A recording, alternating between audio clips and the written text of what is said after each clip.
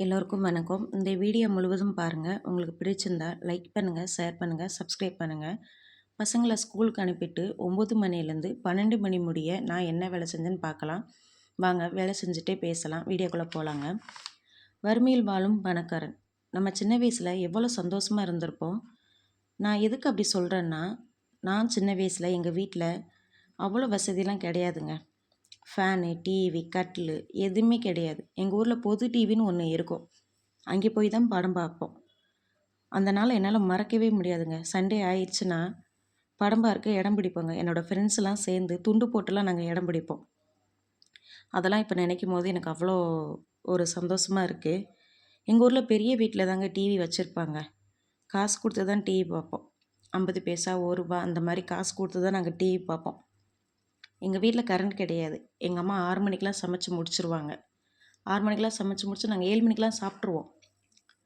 வாசலுக்கு வெளியே முற்றம் சொல்லுவோம் இல்லையா, அங்கே தான் உட்காந்து சாப்பிடுவோம். பாய் விரித்து அந்த நிலா வெளிச்சத்தில் நாங்கள் சாப்பிட்டு அங்கனே படுத்து தூங்கிடுவோம். அந்த இயற்கை காற்றுல அங்கனே படுத்து தூங்கிடுவோம்.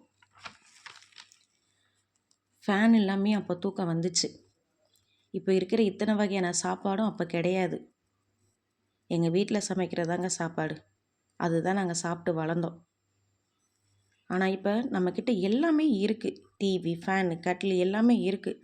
ஆனால் அந்த பழைய சந்தோஷம் எதுவுமே இல்லை. அன்றைக்கி நான் வறுமையிலும் பணக்காரியாக ரொம்ப சந்தோஷமாக இருந்தேன்.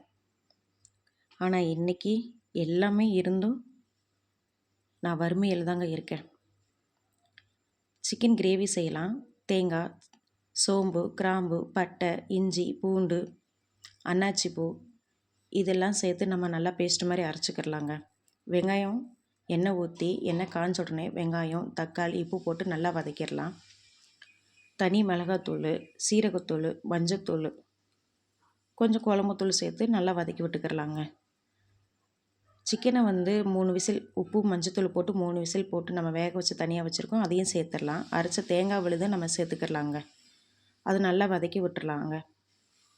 கடைசியில் கரம் மசாலா தூள் ஒரு 2 டீஸ்பூன் சேர்த்து அதுவும் நல்லா எண்ணெய் பிரிகிற அளவுக்கு நல்லா வதக்கி விட்டுறலாம். தண்ணி கொஞ்சம் ட்ரை ஆகணும். அந்தளவுக்கு நம்ம வேக வச்சு எடுத்துக்கிடலாங்க. கருவேப்பிலை போட்டு வேக வச்சு எடுத்தால் சூப்பரான சிக்கன் கிரேவி ரெடிங்க. இது மாதிரி நீங்களும் செஞ்சு பாருங்கள். கண்டிப்பாக சூப்பராக இருக்கும். சிம்பிளான ரெசிபி தான். தேங்க்யூ.